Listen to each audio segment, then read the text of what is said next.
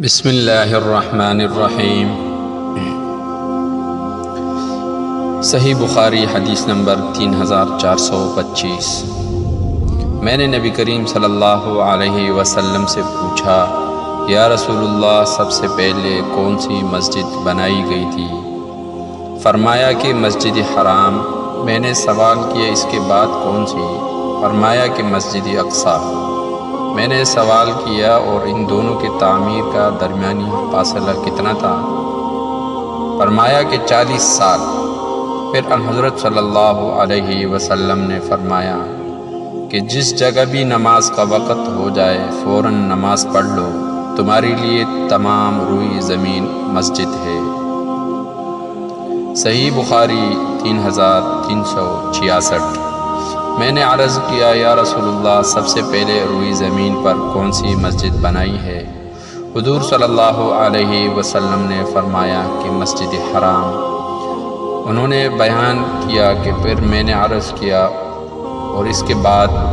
فرمایا کہ مسجد اقصیٰ، بیت المقدس۔ میں نے عرض کیا، ان دونوں کی تعمیر کی درمیان میں کتنا فاصلہ رہا ہے؟ آپ نے فرمایا کہ 40 سال۔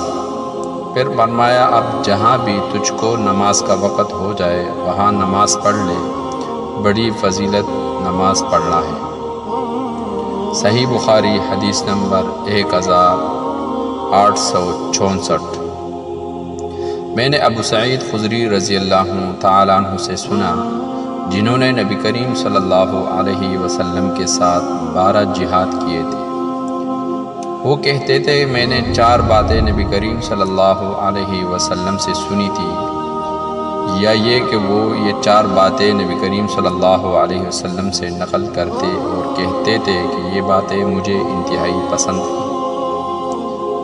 یہ ہے کہ کوئی عورت 2 دن کا سفر اس وقت تک نہ کرے جب تک اس کے ساتھ اس کا شوہر یا کوئی ذو رحم محرم نہ ہو، نہ عید الفطر اور عید الاضحیٰ کے روزے رکھے جائے، نہ عصر کے نماز کے بعد غروب ہونے سے پہلے، اور نہ صبح کے نماز کے بعد سورج نکلنے سے پہلے کوئی نماز پڑھے جائے، اور نہ 3 مساجد کی سوا کسی کے لیے کہ جاوا باندھی جائے، یعنی سفر کیا جائے، مسجد حرام، میری مسجد اور مسجد اقصیٰ۔ اللہ تعالیٰ عمل کی توفیق نصیب فرمائے اور دوسروں تک پہنچانے والا بھی بنائے۔ جزاکم اللہ خیرہ۔